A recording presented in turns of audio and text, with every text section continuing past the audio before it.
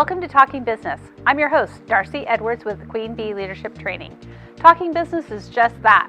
We are talking business with business leaders, leaders in the community, and those who change their communities with entrepreneurship. This podcast is presented by Xpose Hope as a thank you to the business community. Catch us on all the platforms. Find us, follow us, and review us. Welcome to Talking Business. I'm Darcey Edwards, and today we have a special guest.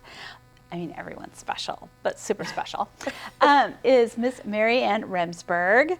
She is a coach, but she has a fascinating life that kind of created the philosophy for the coaching business. Do you want to start us off with like that backstory of Sure. where all that came from? Yeah, well, thank you for having me, first of all. It's great to be here.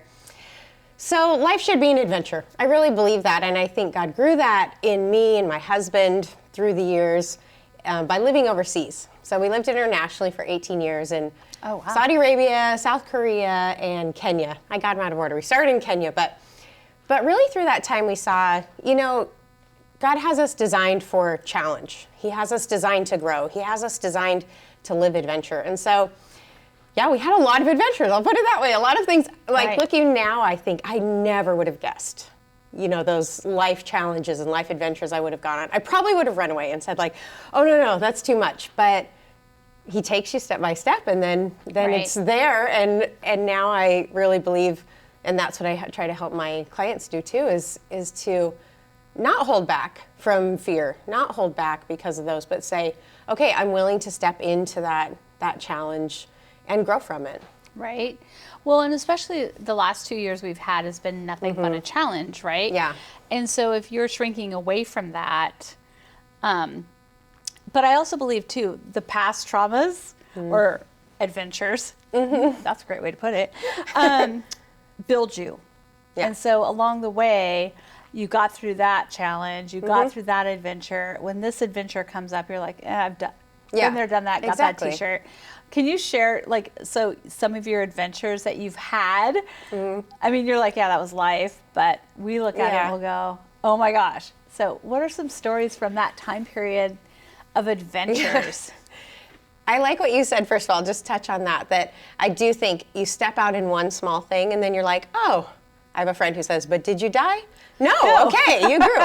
So you step out and you say, okay, I made it through that. And wow, look what happened. And I have this great story to tell. And then the next time it comes up, you say, okay, I made it through. And even sometimes when it goes really badly, it's still that, I'm still here. Yes. I'm okay. It didn't go great. So, okay, I could go funny stories. I could go scary stories. What do you want? How about a funny and a scary? Okay, funny and scary, and then we'll end with funny. Okay, we'll start that way. Scary. Well, we'll jump right into it. So we were living in Saudi Arabia, and there was a compound near ours that was overtaken by terrorists. And we had been to that compound the week before for dinner. And so it was taken over, and they went through gunpoint to certain people. Many people died. Many people were injured. And I just had fear completely overtake me. At the time, we had 2 kids. We have 4 now, but 2 little ones, and I started imagining, where will I hide? If they overtake our compound, right? Where will I take the kids? What will we do? And it consumed me. And I haven't been a very fearful person. Some things, scared of the dark, and I hate snakes and those kind of things. Right. But this was a fear that I really hadn't ever experienced before. And I told my husband, I can't live like this. I just can't. And so I'm a woman of faith, and we thought about leaving. We thought, okay, it's time to go. Lots of people started, are you leaving? Are you staying? What are you doing? And I thought, oh, for sure, we should go. No doubt, it's time to leave. And so he started looking at other jobs, but we promised we would pray. He went to a job interview. We prayed for a whole weekend that God would just make it clear. And I said, okay, but God, if you want me to stay here, I have to have this fear go away. Yeah, I can't live in this kind of scary feel. I just didn't feel comfortable. And the fear did. It literally went away, and I felt like, nope, we're supposed to stay. It doesn't make a lot of sense logically, and that's a very scary story from that time. We lived there 12 years total and had 10 more amazing years and didn't have scary times like that. So not to give the impression that living there was like that all the time. By any means, it was a one-time experience. But that was one where I really did say, you know what? I'm not going to let fear control me. I don't want to live that way. I don't want it to be a part of my life. And I'm very thankful that was a time. So that was a scary time. Right. But I grew through it, and it has come up a lot of times. Well, when fear hits me, I know that I do have a choice over fear. I get to say, I'm not going to let this control me. So that's come up a lot of other times in life.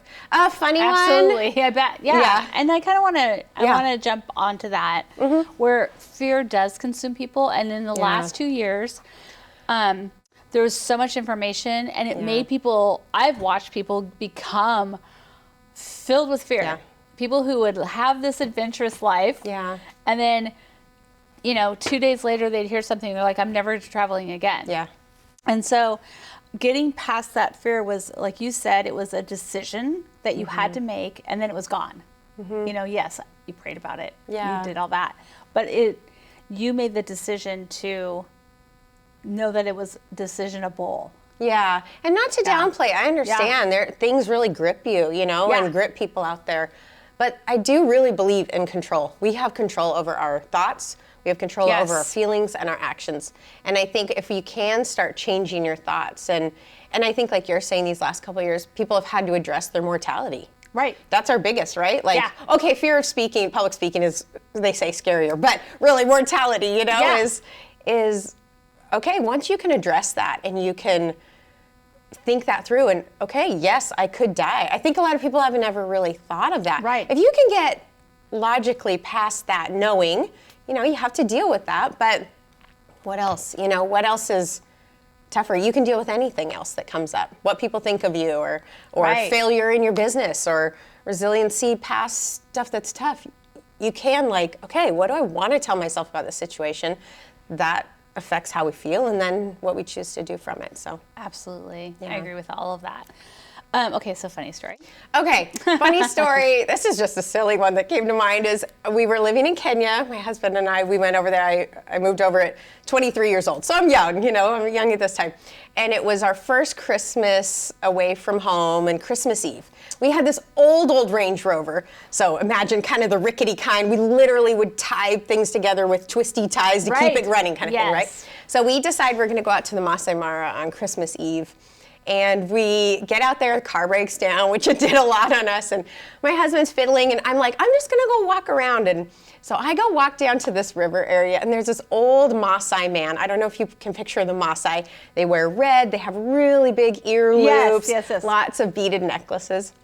And he's down, buck naked in the river, taking a bath. Yeah. And he sees me, and he, just friendliest guy in the world, starts waving and all in Swahili, so I didn't understand, but I got the message. He's inviting me to come take this bath. Water's great. Yeah. I'm like, oh, thank you. Hey, hon, I'm getting invited to the river, but I think I'm not going right now. So that's one of my funny stories. I have a lot of great memories of funny moments like that. Right? Yeah. You're like, I'm good. Yeah. I don't want to be clean. Thank you. With the crocodiles. That would be I don't even care about them being naked in the water. I'm just like, oh yeah, I'm a hard no with the crocs. Good. Or the, whatever hippopotamus that will murder you. Yeah. I got some stories of those too, but yes, anyway. Right? Here to tell the story. Okay, so you have a book. Yes. And it's called Your Adventurous Life Awaits. Where did this come from? This came from, people would kind of ask Brian and I our philosophy. What do you mean? And people early on in our business would say, do you take people ziplining? I don't know why. When people think of adventure, they think of ziplining. They would always ask us that question. Oh, do you guys take people ziplining? And so we had to really, is that not what you, not your first thought? Huh? No. I'm glad. But we had to really try to explain, what do we mean when we say you can live an adventurous life in all areas of life? Parenting, I have 4, one's just out of teenage years now, but 4 teenagers and 2 adopted, and living overseas, running a business. There's so many areas of adventure. And we were talking about taking care and helping support my parents as they're aging. My dad's dealing with Alzheimer's. Those are all, you use the word traumas, challenges, adventures. And so we decided we need to really sum this up. What do we mean? So we narrowed it down to 7 coordinates. And we call them coordinates because life's a journey, and on your GPS it gives you coordinates. Yes. And so what are those 7 key points, things you're going to go through just things that you can say, okay, yeah, this is part of the journey of living adventurously in any journey, in any adventure. So really the 7 coordinates can apply to anything you try, anything you step out on, and you're gonna know, okay, these are key points along the path of adventure. Right. What do you, I know you have your children and your family, and that's very adventurous, but what other adventure are you on right now? Well, business is a huge adventure. I'll just say, Small little thing. Brian and I were both in education for almost 2 decades, which is what took us overseas for so long. So I was a school counselor in international schools, started out as a teacher before that. And so that was, I had clients all the time. I had, clients being students who wanted to talk to me, parents who wanted to talk to me, I was supporting teachers. So when we started a business a few years ago, we had a lot to learn, still have a lot to learn. And it's a constant learning curve, a constant growth. So that's a huge adventure. Okay, how do we do this? Figuring it out, failure along the way, awkward moments, those are all coordinates there. But how do we keep going? Right. That's a huge one. I know in another fun area of life, I like doing triathlons. Those are challenging, fun for me, and so. Are they? No. Yes.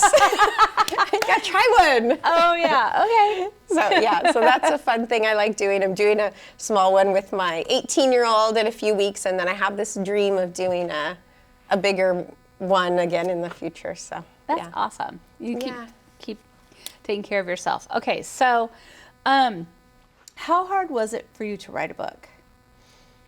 How hard? I can't even answer that question. It's hard. It's for sure hard. It takes just a lot of time, a lot of perseverance, but it's also really fun. And I love it. So I have one book before this, a novel that I wrote. And so that one took me 9 years. My first book took me 9 years. I had little kids. I had 2 2-year-olds, and it was just this, I'd do it late at night, and it took forever. When I finished that one, it was amazing. I felt so good. It was scary to put it out there. The fear came in. You're like, ooh, how's it gonna be received? This one was a whole different story because Brian and I wrote it together. And I think he thought that he was just gonna kind of get to read over stuff that I wrote and put his name on it, but it didn't work out that way at all. Yeah. But we actually worked to be a great team of it. He's very good at laying out things and kind of the content and teachable, and I like putting it all together in the story, so it really ended up well.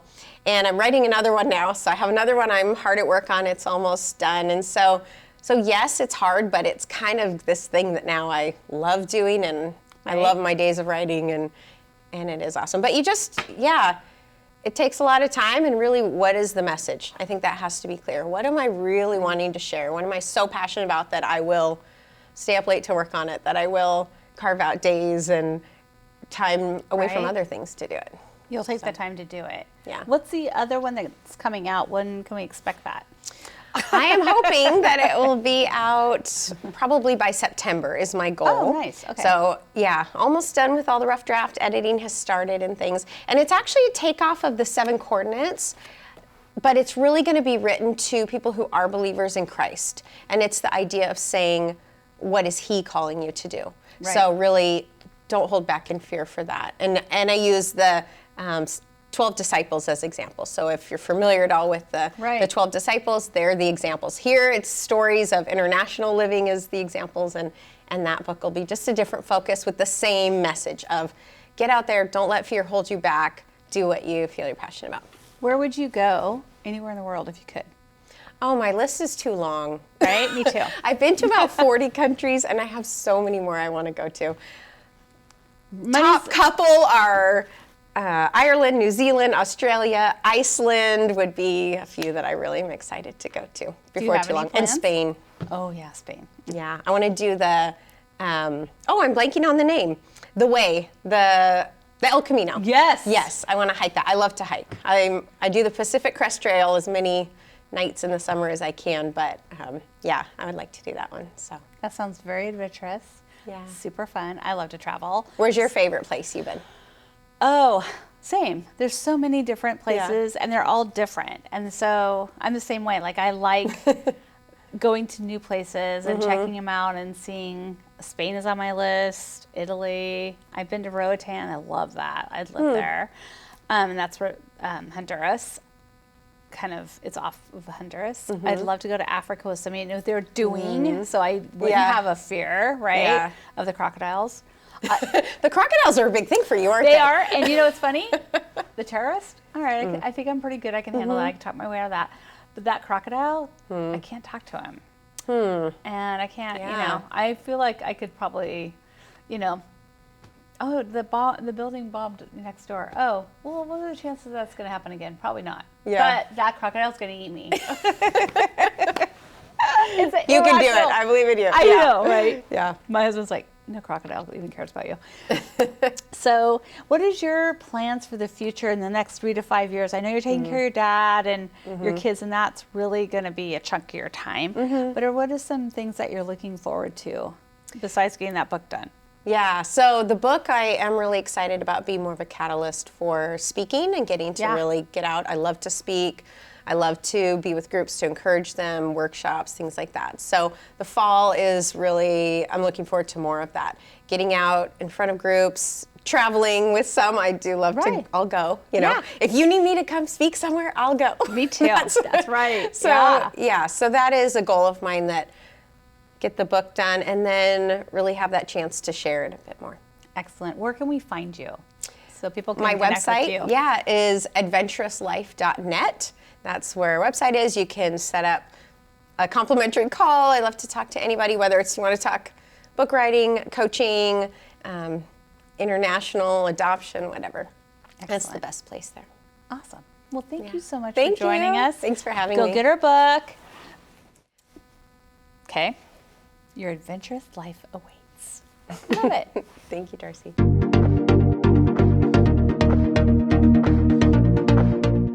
Hi, my name is Betty Kimball with Xpose Hope. Thank you for listening to Talking Business today. Let's talk a little bit about the business of trafficking.